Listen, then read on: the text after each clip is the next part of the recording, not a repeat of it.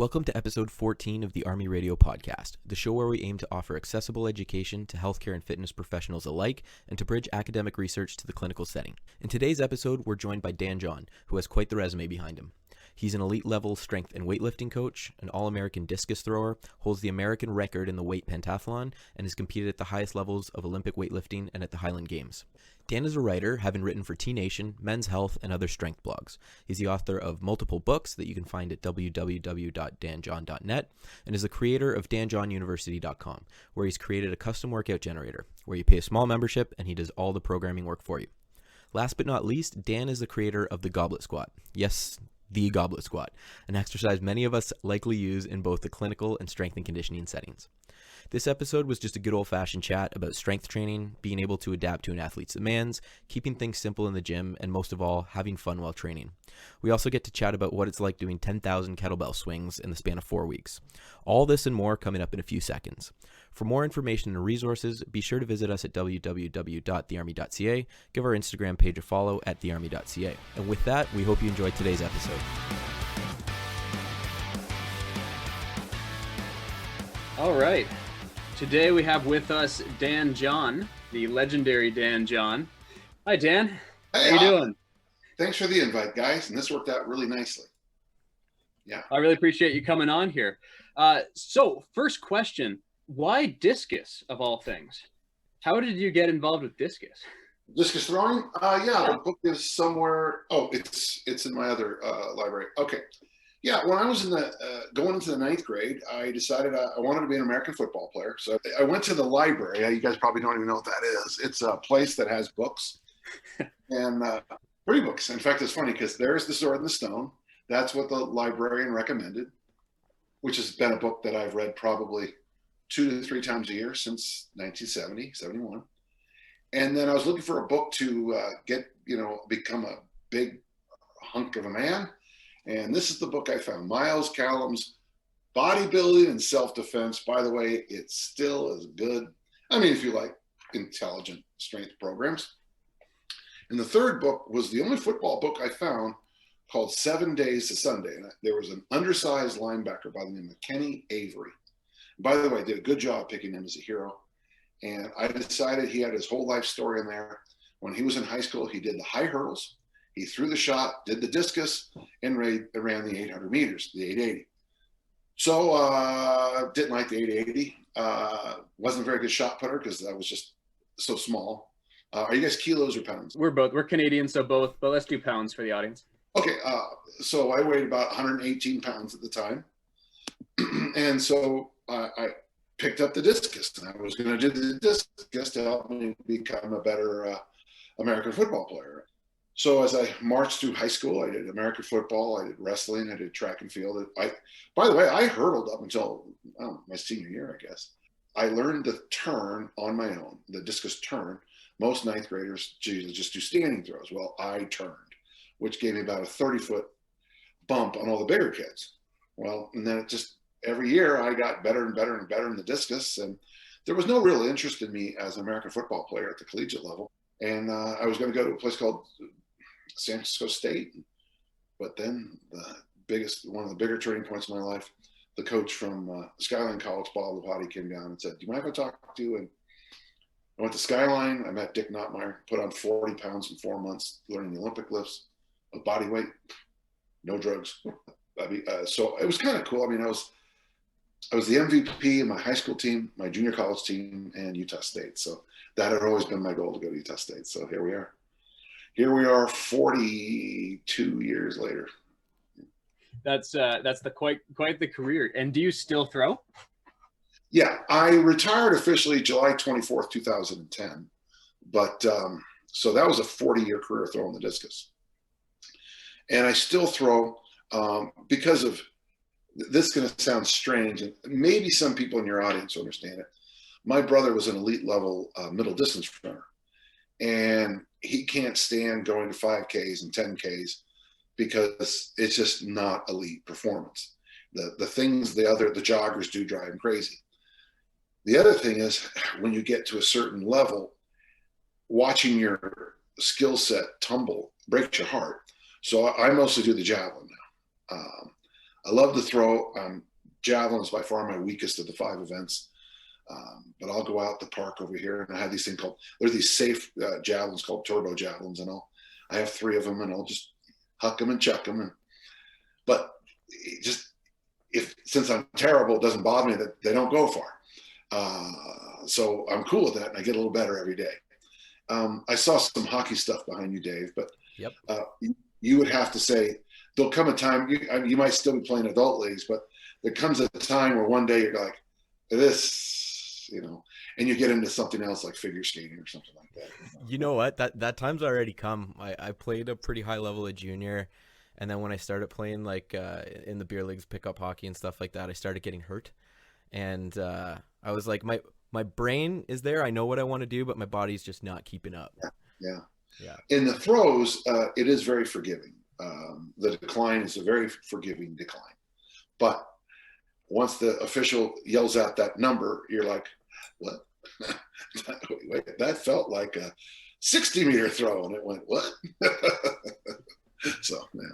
But it is a pretty feasible goal to drive training. Like you said, having that as an athlete, you got to have the goal. You need something to push yourself. So do you mind if I just, for the audience, separate 2 words out? Okay. The first one is fitness, and that's the ability to do a task. And a lot of your listeners might be interested in fitness. Performance is when someone calls your name and you step up, whether that's in a musical or a band or whatever, or throwing the discus. And I do think, I think of myself more as a performance coach than a fitness coach. Frankly, in fact, my whole assessment for elite athletes is, can you go? That's the only thing. I don't care. I don't want to hear about your injuries. I don't want to hear about your bad morning. I don't care. In 15 minutes, you're expected to be in the discus ring at the Nationals. I don't want to hear that you had a bad night's sleep. I don't care. Can you go or can't you? And it sounds cruel, but performance is based,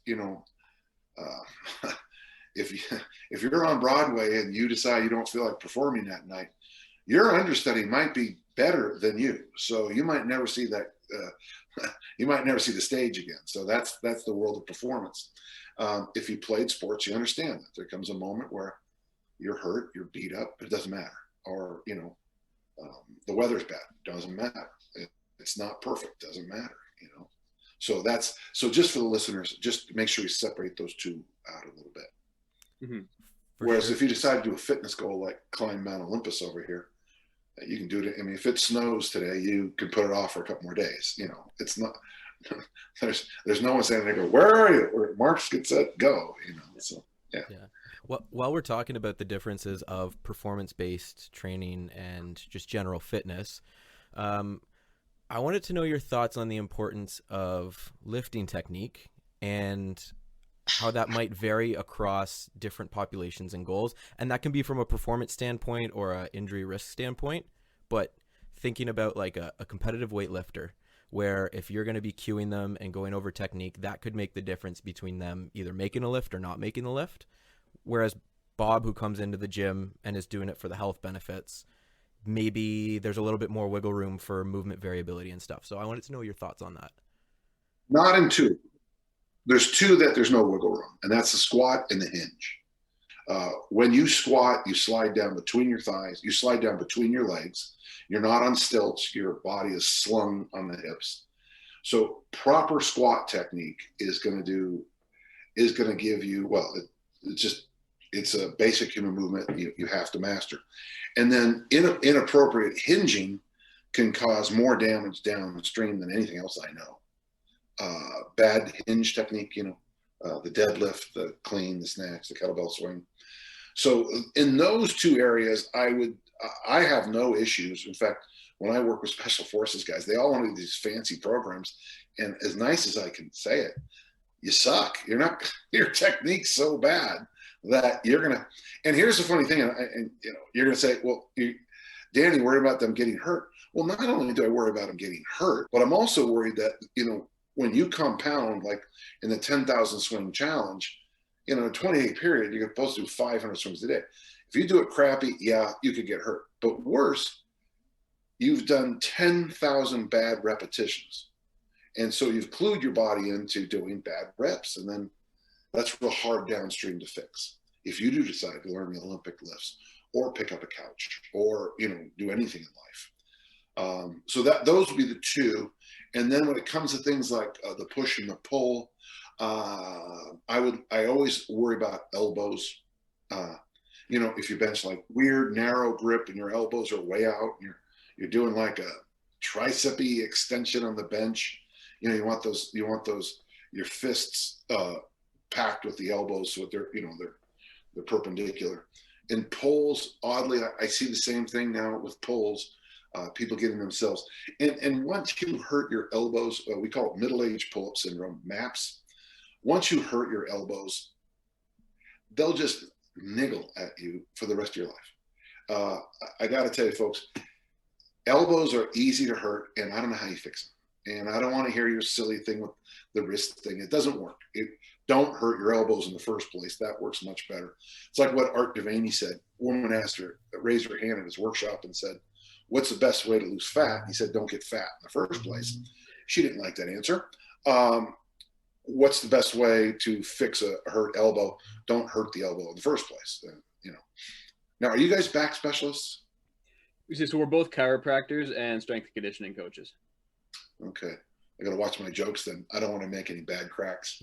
You can make whatever joke you want. It's fair game. We probably agree. Yeah. You just missed my crack joke. Yeah, the crack. Okay. It was good. It was good. Okay. Okay. Let me make an adjustment for the rest of this talk. Okay, there we go. Just something that I wanted to expand on there. Do you think that there is some wiggle room? Like, there's obviously no absolutes when it comes to the human body. So if we're looking at specific form, do you think you could train a movement a different way and, gradually, progressively overload safely? And then it mostly comes down to sort of tissue capacity as opposed to the specific mechanics of a lift. Do you think you could do that safely? Yeah, I have a whole thing called the movement matrix. I start off, so it's push, pull, hinge, squat, loaded carry. And the first column is basically static. So the push-up position plank, and if you guys are Stu McGill's kids, you get planking, right? He's very good at teaching planking. Yes. In the pull, I used to use this thing called the bat wing, but it's you're laying face down on a bench, and you're holding it with load, and your kettlebells are the best. Your thumbs in your armpit.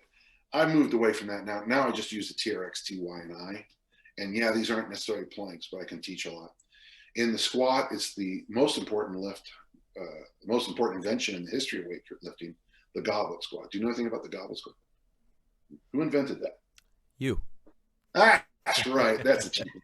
All right, we can cross that question off the list. Did you actually invent the goblet squat? And yes. Okay, so remember I told you about the sword and the stone? And I told you about, so the sword and the stone stuff is all over my back behind me.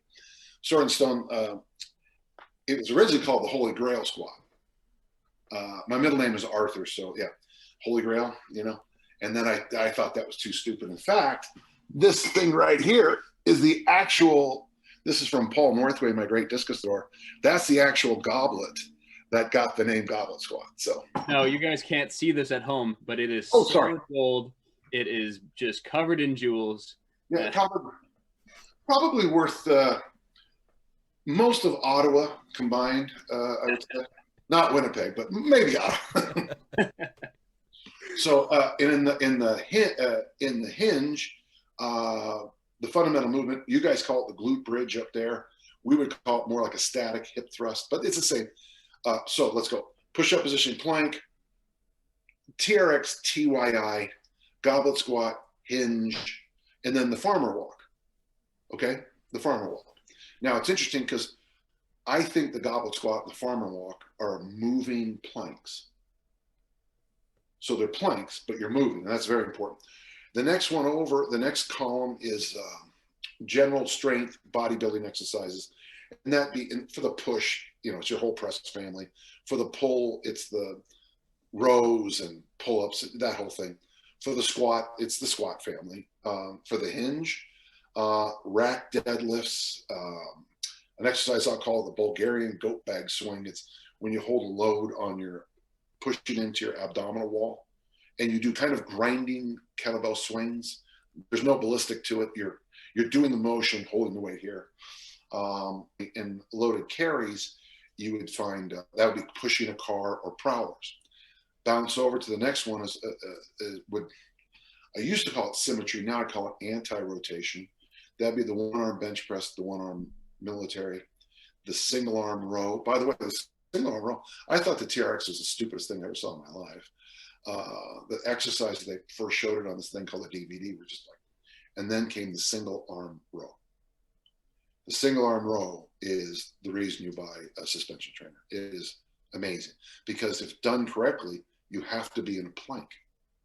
You follow? Mm-hmm. Then in the squat family, we go to bear hug carries, some like hill sprints. By the way, hill sprints are a wonderful way to see asymmetrical issues with an athlete. Someone's going to raise their hand and say, what about stadium steps or bleachers? The problem with that is it's a little less natural. The step pattern is a little less natural. So the athlete has to look down so they don't trip. Whereas a hill sprint, you'll see if the athlete runs like, if the athlete has weird arm motions, you'll see it instantly on hill sprints. And oddly, the hill sprint will correct it. And then in the area of the loaded carries, that's when you move to the waiter walk, the suitcase carry, the rack carry with kettlebells or dumbbells. Then if you can handle those, if I am answering your question, then we would move in, and I won't go, but the overhead ballistic family, that would be push jerks, push press, kettlebell swings finally, and then something I call lift and runs, lift and sprints. You do a say to 8 goblet squats, you throw the bell and run like crazy out of there, which I think are the most important. That by itself is one of the biggest game changers in my coaching history. And then if you can handle that, we move to the snatch and clean and jerk. But what the thing is, the first thing you have to do is get out of moral theology. None of what I said is good or bad. So if you're doing a push-up position plank, you're not regressing. It is what it is. If the person next to you is clean and jerking, she's 86 years old and she's snatching, 20 kilos with beautiful form. Yeah. Well, why can't I snatch like her? Well, because you have a hurt elbow. So you're doing this until that elbow comes around. This isn't bad or good. So that's how, so I take exercises and I progress and regress them. Now, obviously, I'm a big believer in the deep off season. You probably should have about 2 weeks of plankish kinds of workouts, getting back to teaching full body tension. And it's odd because athletes will say things like, what's weird is I'd forgotten this, because my job is once we move into track season, once we move into the season, is to teach them to be at the right tension level. So I don't want my discus throwers with maximal tension. They won't throw very far. They've got to be on a scale of 1 to 10, probably around 4. Shot putter can have more tension. Rugby or American football, Canadian football, your tension is going to slide up and down literally through the play. So, but getting back to teaching lots of tension and blowing it off allows us the skill set of going, okay, here's max tension. Okay, here's blowing it off. Here's total relaxation. Got it? Okay, good. Now we're going to start to try and find where this exercise needs it. For example, on a one-arm bench press, if you've ever done and the offhand has to be free, by the way. When you do a one-arm bench press, you suddenly realize it's one of the most best rotation exercises you've ever done. Slap a 32-kilo bell onto your hand and do sets of 5 or 10, and as that bell comes down, you'll notice that your glutes freak out because you're squeezing so hard to stay on the bench. So that becomes an anti-rotation exercise. Plus, I'm teaching you total tension. When we go back to benching, and say like Monday is one-arm bench, Thursday when we go back to benching, you'll be like, you might not consciously know it, but you'll be a better bencher because the one-arm bench takes so much more tension than a typical sloppy bench press, and you'll clean it up. So I hope that made sense to you. Now, inside all of this, of course, there's regressions inside of the regressions. There's progressions inside of the progressions. I just did a little video today from my Instagram or Yoo-hoo or whatever the thing I do. And I did a little thing on teaching the hinge versus the fold, like you fold a towel. And I liked it a lot. When someone's struggling with the hinge, I put their toes on either a little 2x4 or just weights, their toes only. I put a glute loop or a mini band around their knees and have them push apart. And then we put a weight on their belly that we were talking about, usually kettlebell, so that the weight in the belly makes the abs contract. The glute loop or the mini band makes the athlete kind of push the world apart, and the toes up on that weight it gets rid of any ankle movement at all, and it makes the shank, the lower leg, vertical. Well, I call it the magic drill because when you put those three pieces together, nearly everybody understands instantly when their hamstrings go, that's what a hinge is. And then I showed a fold, and you could just see I just kind of flop over.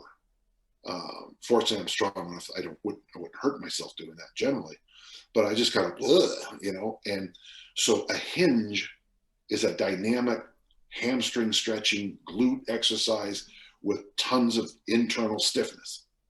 Okay. A fold is when you go, oh.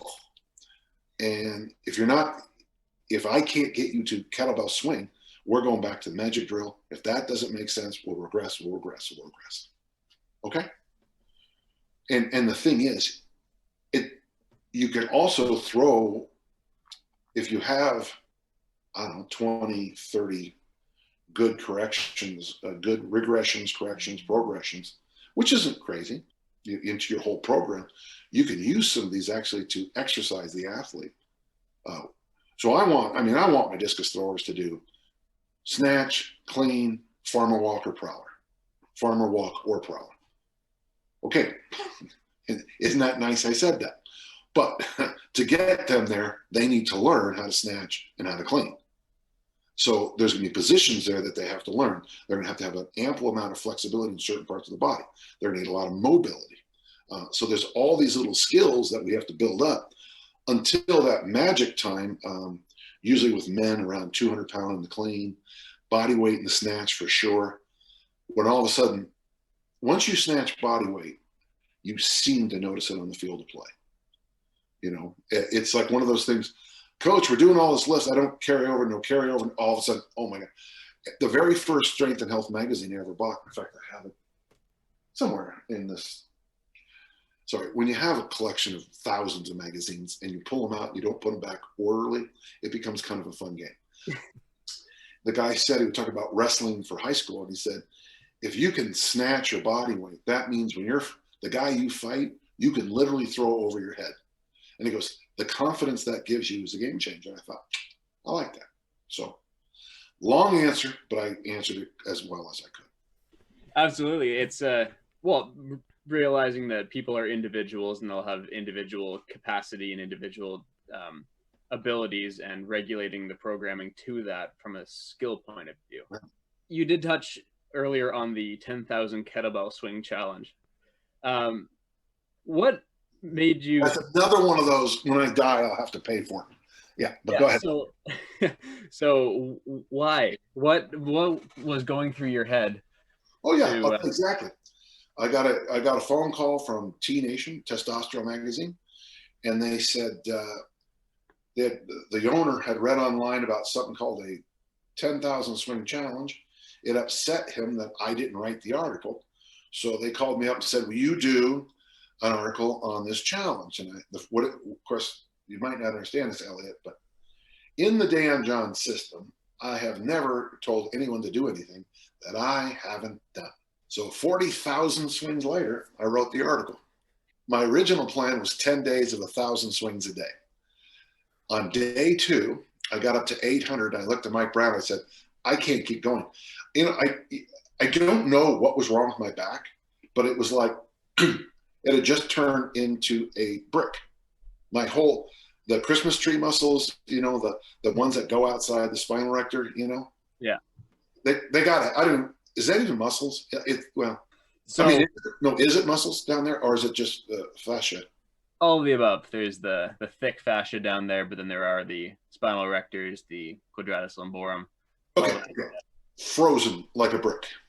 Now, in hindsight, I should have kept going because that's probably a good position when you're doing something like that. And then a couple months ago, was it a month ago? Yeah, they asked me to revisit it, and I gave 3 other ways that we had adopted and adapted it. And it's for a 20-day challenge, I stand by it. There's value to it. I have programs like it's called the 40-day program, where you basically do the 5 same lifts for 40 days, 5 days a week, and you go completely by what you feel like, which is impossible, no offense to your generation. So Dan, what do you mean? How much percent what means I feel like? How would I know if it feels light or heavy in your hand? How am I supposed to know that? Yeah, so about 74%. What the hell are you? How will I know what feels light or heavy? So no offense, but you guys drive me crazy. And someone says, well, 40 days. I mean, what if it doesn't work? Well, I've been lifting weights since 1970. Check that, 1965. So that's a lot of 8-week periods. And I think one of the mistakes we make as coaches, as trainers, even as athletes, is we're always trying to be on this perfect program, and that doesn't exist. And my thought is, you're probably going to get along a lot. You're going to do much better by having the largest possible base you can have. And so by doing something, like you're going to say, like, how does a 10,000 swing challenge help a discus thrower? Well, if the season's over, it's September, basically it's over. We did the 10,000 swing challenge to improve your grip and lean you out after a long season. What's wrong with that? It's 4 weeks. If it's stupid, well, I don't think it is, but it's just no big deal. We'll have plenty of time to get back in the Olympic lifts and everything else. So I think a mistake a lot of people do is they'll get a program and they'll stick to it. It's okay to experiment and play around with these ideas a little bit. Not all the time. If you don't mind, I break my training and the way I teach people into 2 kinds of workouts. It comes from my old boss, Archbishop Niederauer, where he talked about prayer. There's 2 kinds of prayers: when you want something and when you're just enjoying. And he used the idea of a bench, a bench. If I take a bench and put it in the middle of a field and you and I sit on it, this is a park bench, and a squirrel comes by, that's great. Next day we sit down and no squirrel, no big deal. Same bench, put it at a bus stop. And if the bus is supposed to be there at 8:14, at 8:13, we're both leaning over to see if it's coming, right?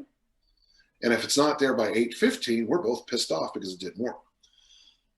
I like to say about 10 months of the year, most people should train in a park bench fashion. You do your push, you do your pull, you do your hinge, you do your squat, you do your loaded carry. You drink plenty of water, you eat protein, you eat veggies, go for a walk, you get the stuff done. Maybe a month here and a month there in the season, in the year, you ramp it up. Now, if you're an athlete, there's going to be periods of up to 6 weeks, Back when I was working with some really good throwers, we had these 2, the program's called Big 21. By the way, folks, everything I'm saying is online, but if you're looking for it, go to danjohnuniversity.com. It's all spelled out for you there. But it's called the Big 21, and basically, it sucks. It's 63 clean and press, snatch, and clean and jerks, Monday, Wednesday, Friday for 3 weeks. And it goes up by 5 pounds in total every workout. Well, one year we did that twice, and that's the only thing we did the entire year that wasn't just what I would consider normal training for a thrower. You know what I mean? It's like, I call them punch the clock workouts. And you walk in, you walk out, thank you very much. Nothing big. We had more success that year than any other year of my career in total, not specific individual, holy cow, this is amazing stuff. But in total, across the whole throwing core, that was the best season I've ever coached.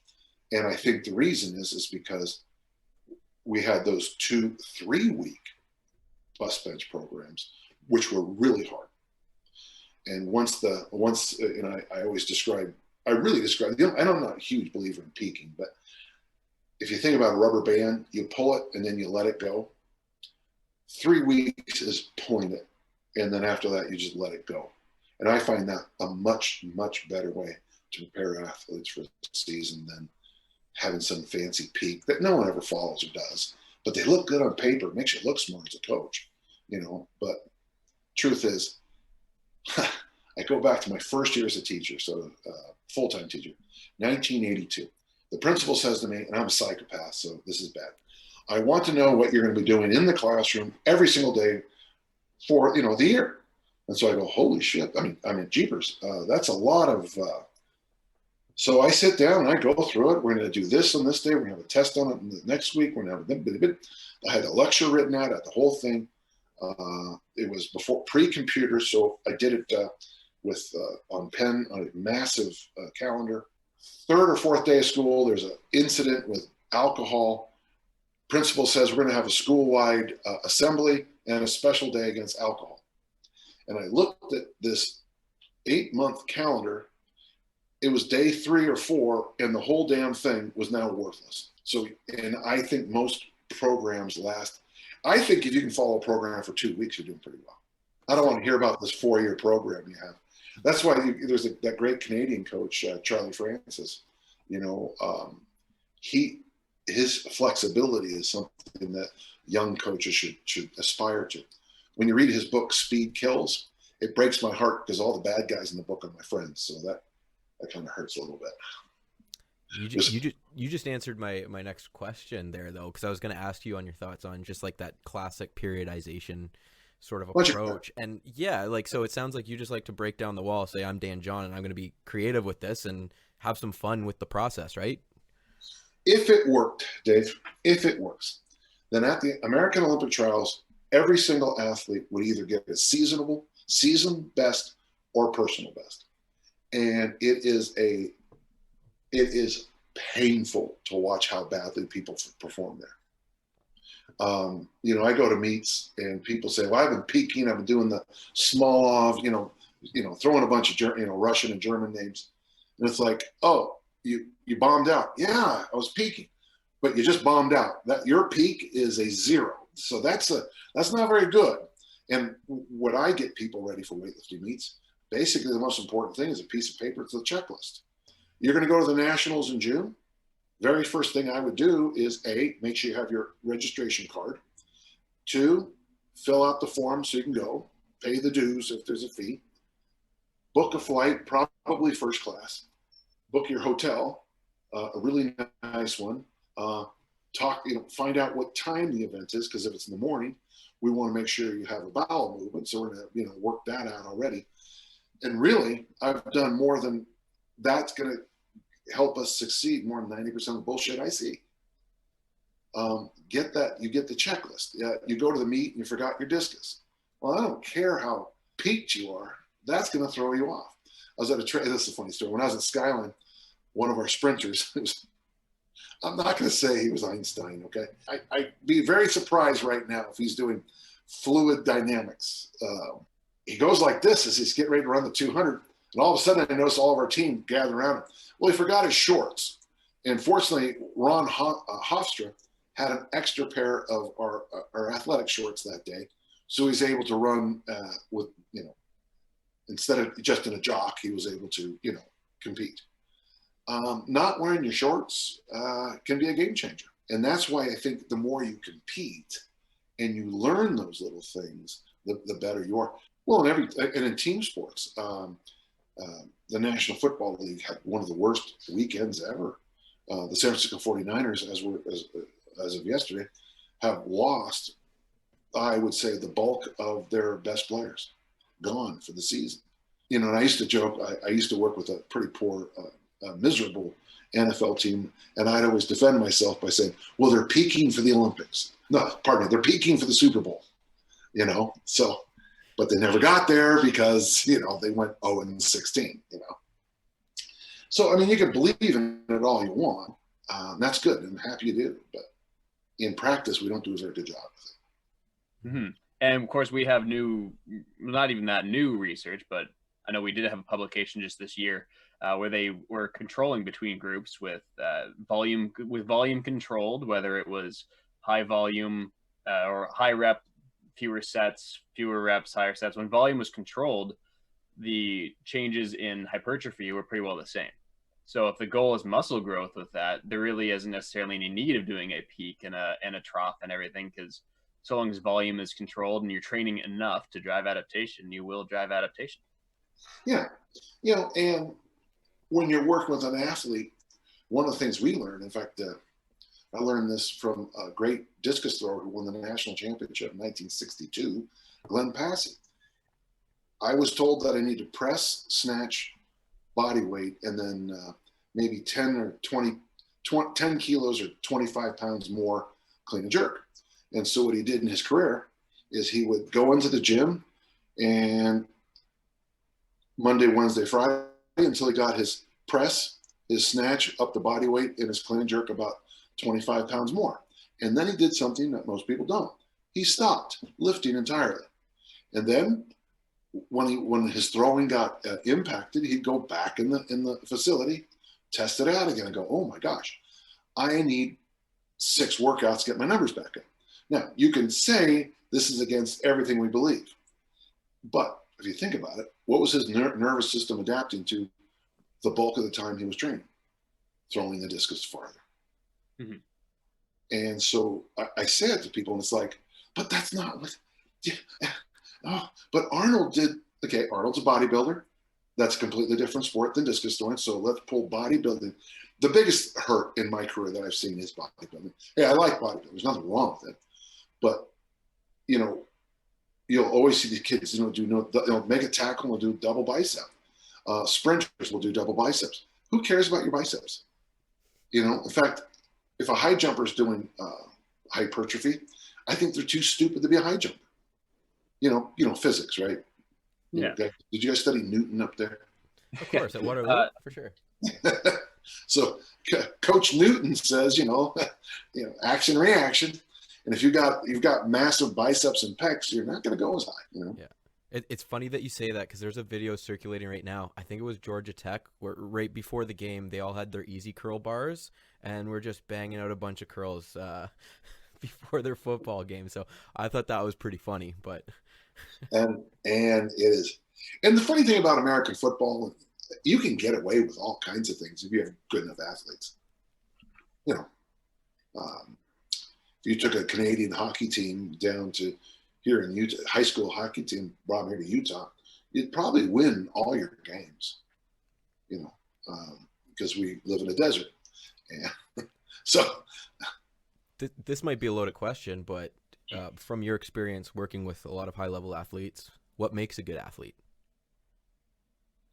Well, I just talked about this on another podcast. There's 2 things, okay? There's 2 things you can't walk away from. Genetics and geography. You got a fast twitch little bastard up in Canada, he's a hockey player. Same kid in Bulgaria, he's an Olympic lifter. Same kid in Iowa, United States, wrestler, okay? Genetics and geography, those 2 have to. Okay, so let's push those to the side. If you can get enthusiasm for training with good DNA, you win. Okay, but after that, I use this example a lot, Dave. If you've never seen the hammer throw, and I take you to a track meet, I can say to you, don't look at the distances. Just look who looks the prettiest. The most lovely technician. And within a few minutes, you go, oh yeah, that guy, this guy here, that girl there, and this one over here. And you probably just picked first, second, and third. So for me, masterful, elegant, graceful technique. One of my favorite things about the Olympics is a lot of sports I know nothing about. But if I watch it 3 or 4 nights, I can tell who's the best. Because there's that, it doesn't look like it looks like it's mastery, it's grace to me. So that's the one. And to get to graceful mastery, now that's a conversation. You probably both too young to watch Gretzky play, but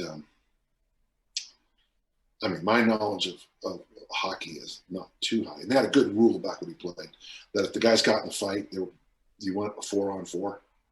They changed that rule. When Gretzky was on 4-on-4, he was just effortless. It just looked like he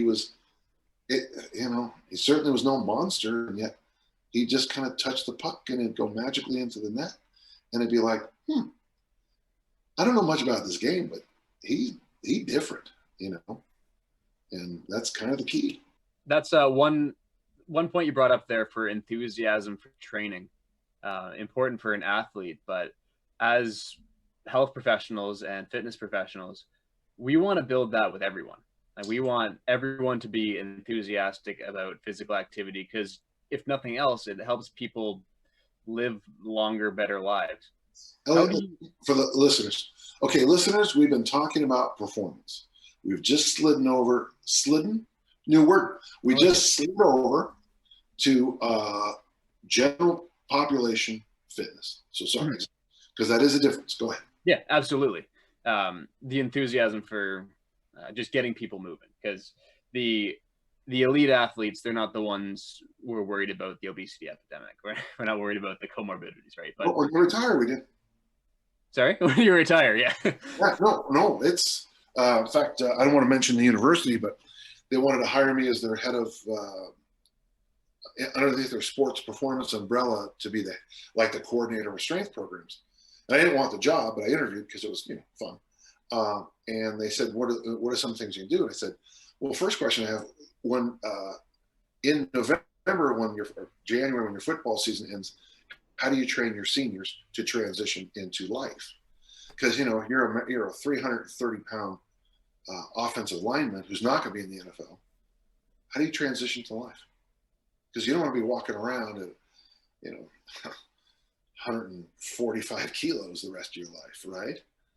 And the whole group just stopped, and they said, "We don't do anything for him." And I said, "Here's the other thing: that senior, even though he's retired, is going to show a weird kind of leadership in the locker room, and that's free money, man. That's free money." So one of the things when we do talk about athletes is that transition into normal life. In my case, it took me a decade, but I'm finally there, I think. I'm no longer trying to be the biggest, strongest, meanest person every single day of the week. Only the days that end in Y. A really good example of that is Eddie Hall, one World's Strongest Man a few years ago. Before he got the title, he was saying that I want to be the world's strongest man. That is my goal. I will pursue this goal until I either become the world's strongest man or my doctor tells me I have to stop because I'm going to die. Yeah. And he's got a couple kids at home. He's married and he has his family, right? And as soon as he won the title, he immediately retired. And he, over the course of the next year, lost over 100 pounds and became just much healthier because he was strongman is hard on the body. And I respect Eddie for just as much for his accomplishes outside and with retirement and being able to do that as I am for his ability to pull a 500-kilo deadlift. And we're saying the same thing. Mm-hmm. Now, when we talk about the general population, it took me a long time to understand what I'm about to say, but so I'm an athlete. My goals are A to B. So if you throw the discus 55 meters, the very first question coming out of people's mouth is, when are you going to throw 60? Okay. You are, by definition, the number in track and field. So you're a 9.8 sprinter. You're a 55-meter discus thrower. So your A is 55 meters. Your B is 60. And the road from A to B will, if the program's working, you've got me as your strength coach. You got Stu McGill. You've got some great people around you. Got good weather, good conditions. If we get you to 56, 57, 58, we can assume the program's good. If we get you to 42, 43, we can assume there's some real issues with this idiotic thing we're doing. Okay? It took me years to discover this next thing. So, and I talk about it in the last 2 or 3 books. And I think I could repeat this forever. With normal population, the goal set is A, not A. And basically, it comes down right here. Dave, Elliott, I got a confession to make, and I want you to hear this. Hi, I'm Dan, and I'm 63. And, Okay, that's my confession. Here's the problem. I think I'm 17. So when you work with a typical client, when you start talking about their goals, the female might say something like, well, I want to look like I did when I was 14. I'd be like, before the 3 kids and the extra calories, 1,000 calories a day for the last 40 years, you want to get back? Okay, there's nothing. Or the boys and the men will be, I used to cut it. Used to cut it is one of my favorite phrases. I used to cut it. Bench 400 around a mile in 1 minute. One time I jumped, bumped my head on the moon. Okay, great. That's awesome. And now you can't walk up a flight of stairs. You smoke 7 packs of cigarettes a day. Your waistline doesn't fit in the front seat of a normal car. Okay, but we're going to talk about used to cut it. And so one of the first things you have to understand when you work with general population, and listeners, don't take this wrong, but you see this guy here? That's not me. Once you learn that, when you work with general population, it changes you as and it'll probably help chiropractors too. Because what comes out of people's mouths, you'll say to somebody, you need to probably walk a little bit more. Oh man, I remember one time I walked across Canada backwards, carrying a locomotive, right? You're gonna hear that. Yeah, that's great. That you're amazing, but now we've got to get your fatas off the couch and get going, right? Have you ever given advice to a client and you know that it is just bouncing off? Every day. So that's it in a nutshell right there.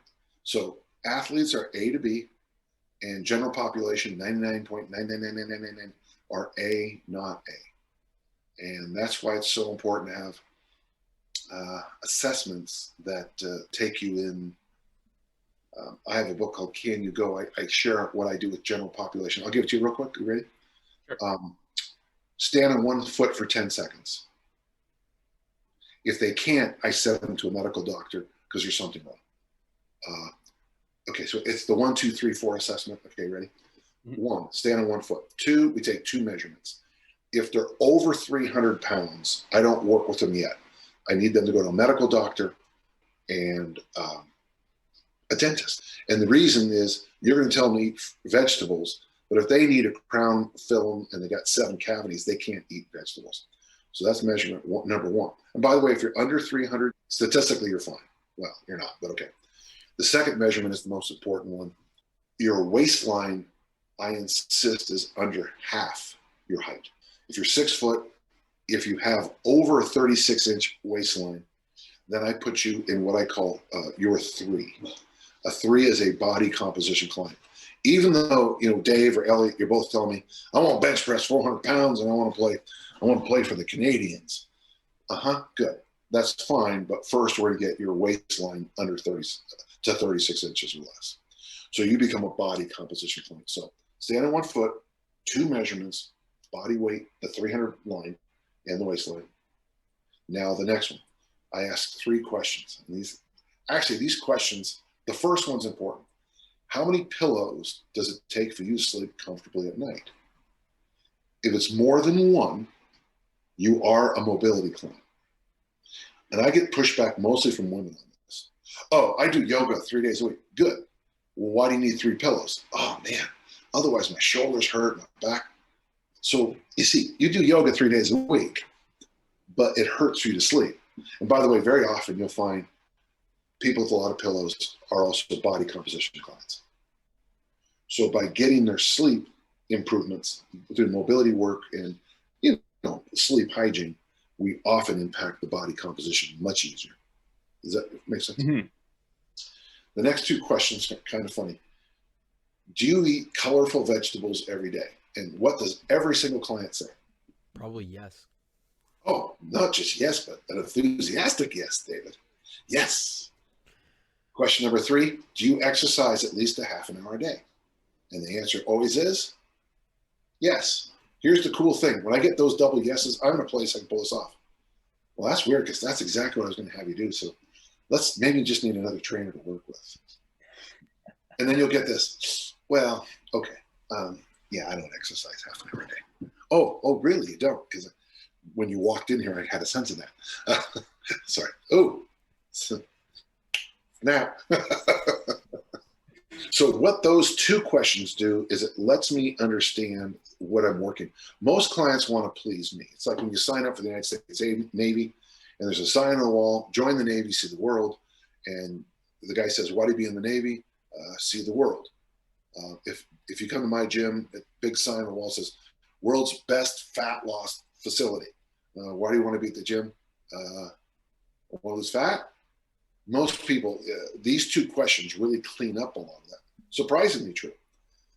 Now, the other thing too, if the person says, I hate vegetables, you can shove them up. Okay, I like this client because this client's going to be honest with me. So 1, stand on 1 foot, 2 measurements, 3 questions, and then I have to do 4 physical tests. So if they failed the pillow test, their mobility client, and you'll find most men are mobility and body comp. Okay. Most women are body comp and strength, but the strength test comes up next. I ask you to do a 2-minute plank, and I don't care what plank it is.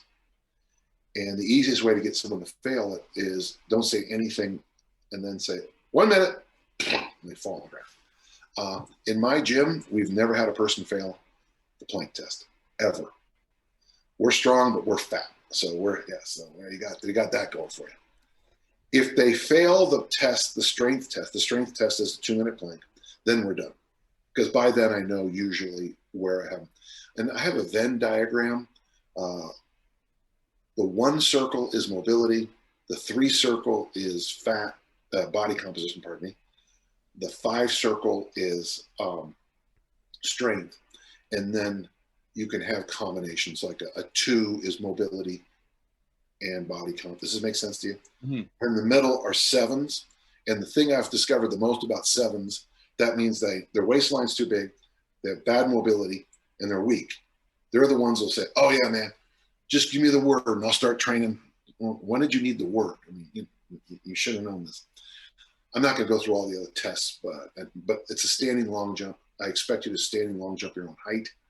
I expect you to be able to pick up with a trap bar your body weight and walk with it. I don't care how far. And the third test, I use that Brazilian get back up test. Do you guys know that one?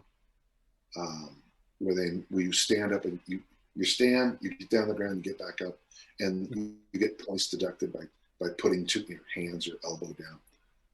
Those 3 tests, and I have other tests I can certainly use.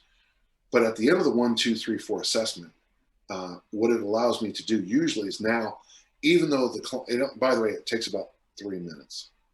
It's very fast because it's shockingly fast. One day at a gym, the only thing we didn't have enough was tape measures, and that's what helped. We had 10 tape measures. I bet we knocked out 80 people, but we just didn't have enough tape measures. It was kind of a funny thing. The thing about the 1, 2, 3, 4 assessment is at the end of that assessment, I know exactly not what you want, but what you need. Hi, I'm Dan, and I'm a 3. I want to get my bench up the biggest in the whole gym, but I need to get my waistline down. Okay? And until my waistline is half my height, I think we're pushing the boundaries of our health and longevity. This seems like a very straightforward and simplified way to really address the low-hanging fruit for general health and fitness. And then also educate the patient. Yeah.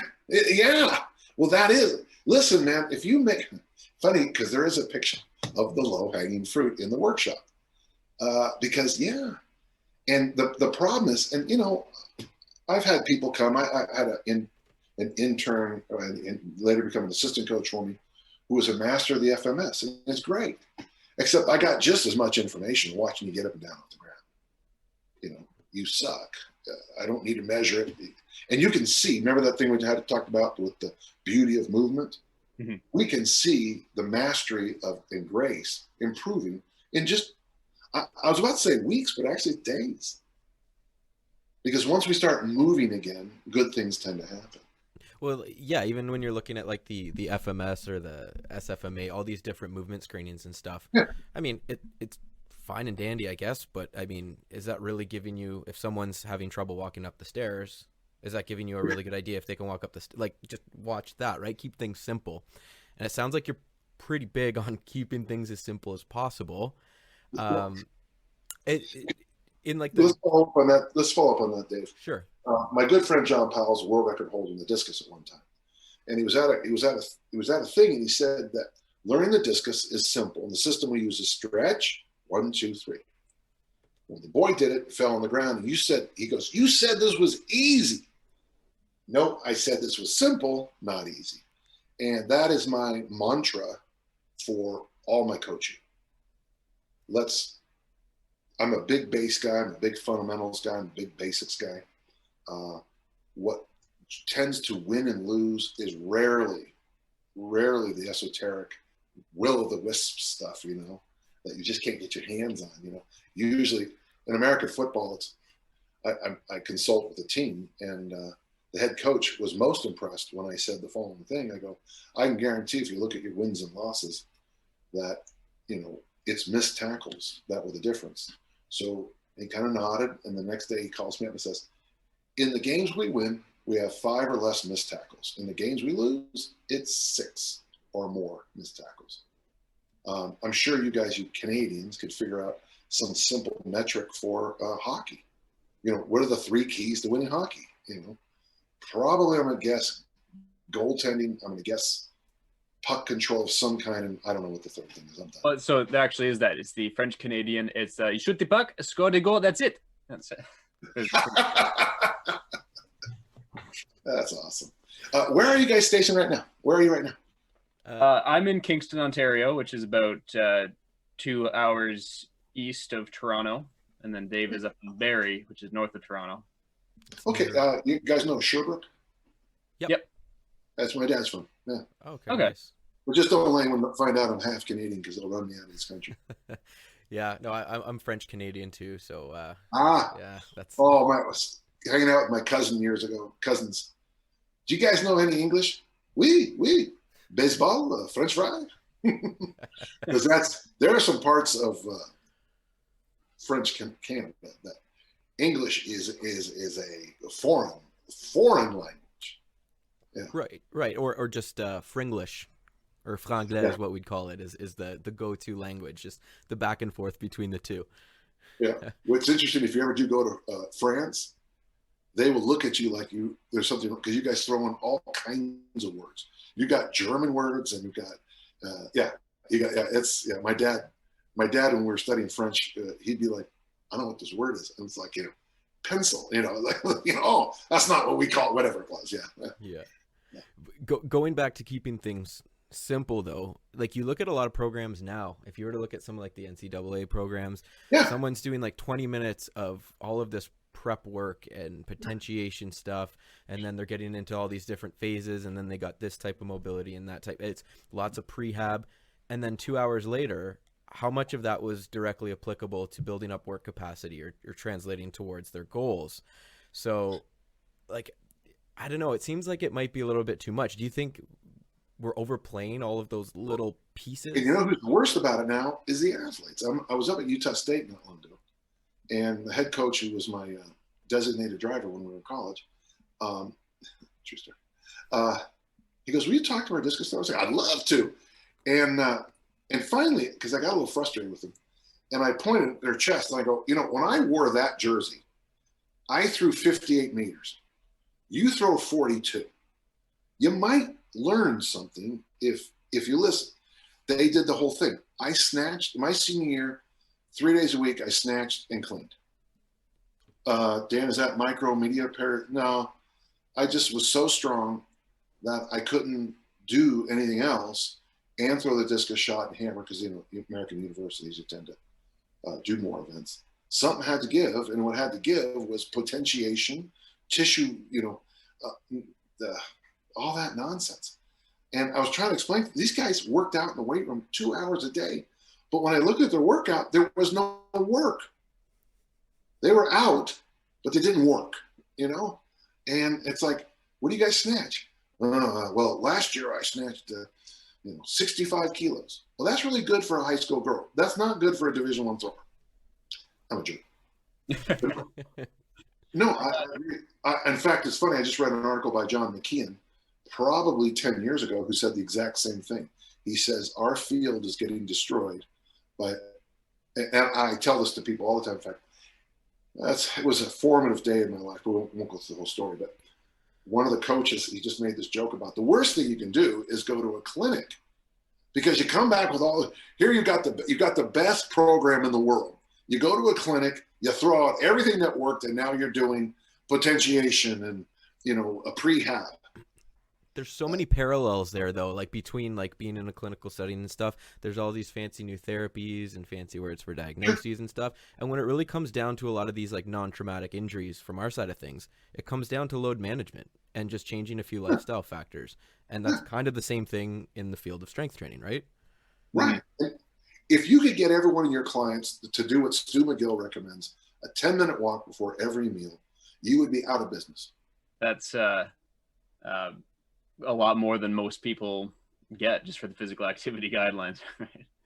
Have you read The Gift of Injury? Yes. Yeah. Brian Carroll. That's an interesting case. See, I think when Stu recommends that 10 minutes before, Brian Carroll does a 10-minute walk for every meal. And that's the one, I think, as I recall, that was the thing that changed everything, I think. I don't want to quote anyone's book because I think I got it right. But truth, 10-minute walk for every meal, you guys, you'd be shuttered up within a month. Well, there's your 30 minutes of exercise in a day, right? Right there. Mm-hmm. Well, or if you eat like me, 2 meals a day. Yeah. That's how to get people lighter. Insist they walk 10 minutes before every meal. They'll be down to 1 meal a day in no time. As I tell people personally, when it comes to warm-ups and things like that, put away the foam roller. If you're having difficulty squatting, grab a kettlebell and go squat. Do that goblet squat thing I read about online. Yeah, who came up with that? Yeah, like some genius named Dan John. One of my favorite stories in my life. I don't want to bore you too much, but there's a great American basketball player by the name of Wilt Chamberlain. So I'm at a track meet one time, West Coast the relays down in who cares? And I throw my discus, and as I'm walking on the field, there's this optical illusion going on. Well, Wilt Chamberlain loved track and field. And so, honest to God, guys, I mean, the discus is a big one. He held the discus like you would hold a cookie. I mean, there was not, and he was larger than humans should be. His shoulders were massive. And my dad yells out, good throw, bum. He called me bum. And so Wilt invites him out. Of course, he probably shouldn't have done that, but when you got a guy who's 7'11", you're not going to argue. It's like the old, where does an 800-pound gorilla sleep thing? No one messed with Wilt. So I ended up, I don't warm up well. I don't believe in warming up hard. I think it gives an advantage to my competition. And why throw away good throws and warm-ups? So at the end, I did really well.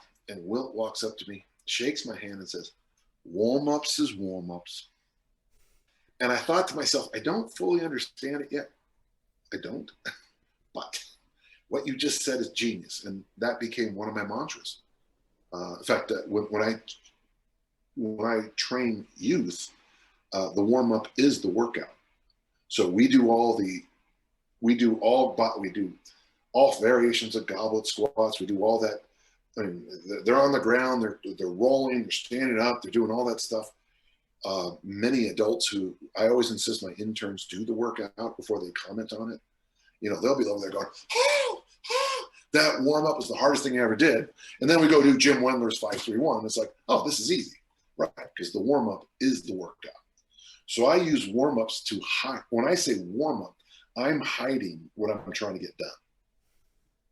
But if you're going to sit on the ground and do foam rolling for 35 minutes and then potentiate your glutes, and then it's like, I could be done. My best years as a discus thrower, as a discus coach, were in the 90s, and probably honestly the 2000s too. But in the 90s, I was at a very high academic school where we had 1 hour a day to train the athletes. In that hour, I got weightlifting and throwing done because we threw into a wall and we did circuit training. We did all this. So, Dave would be doing a throwing drill into the wall while Elliott was doing overhead squats. And then at the end of the rotation, we'd all flip. The other guy would, do 2 hills during that rotation. The hill was right there. So in the end of the hour, at 3:55, I'd say, okay, we're getting ready to finish up, and we'd be done. Because everything was on task, everything was on time, and we moved through. And that's when I had the national champion here in Utah in the discus. 1 hour workout a day. So for me, I think it actually is a burden to allow the Division I guys to have that 20 hours in the weight room a week. I think it's too much. I agree wholeheartedly with that. We try to sound smart sometimes. We try to do too much, and it's just not necessary.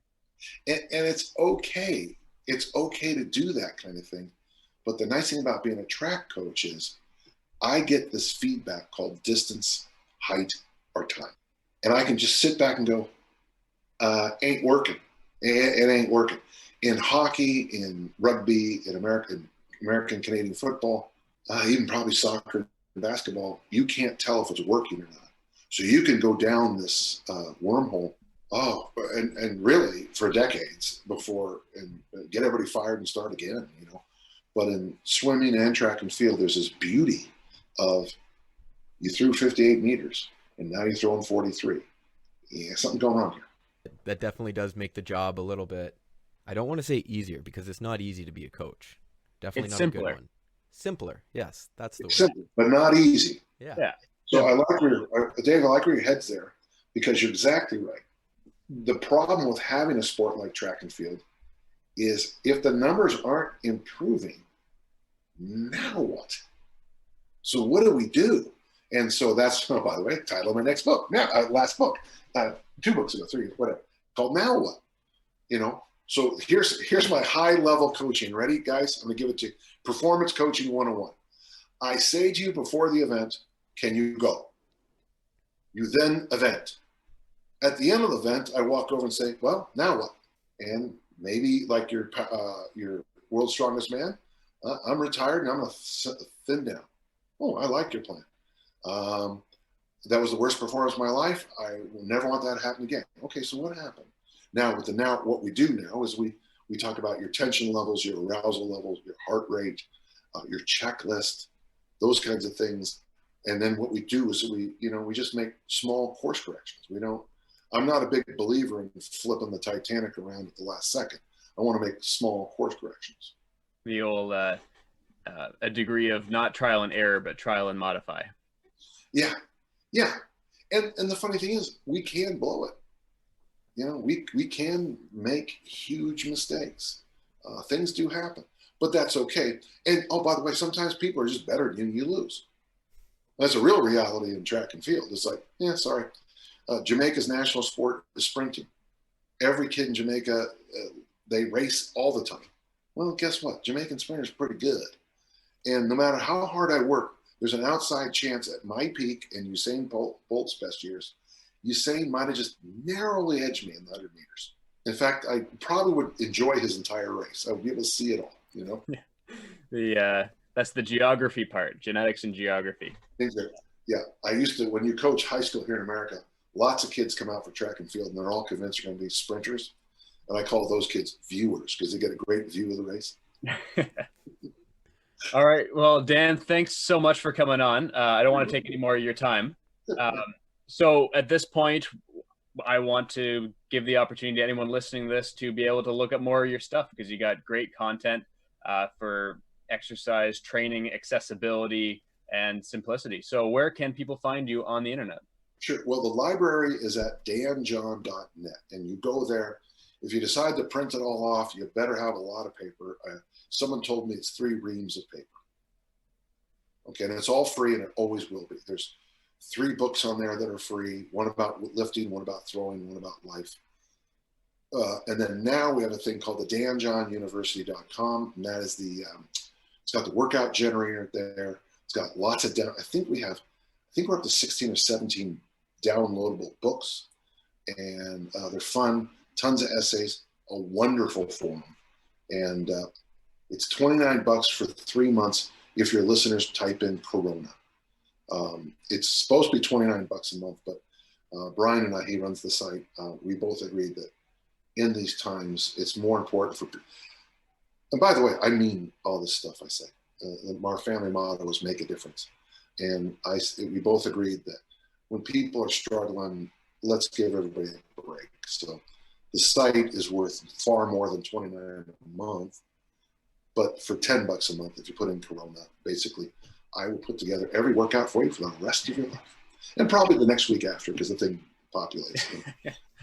Excellent. Well, thanks so much, Dan.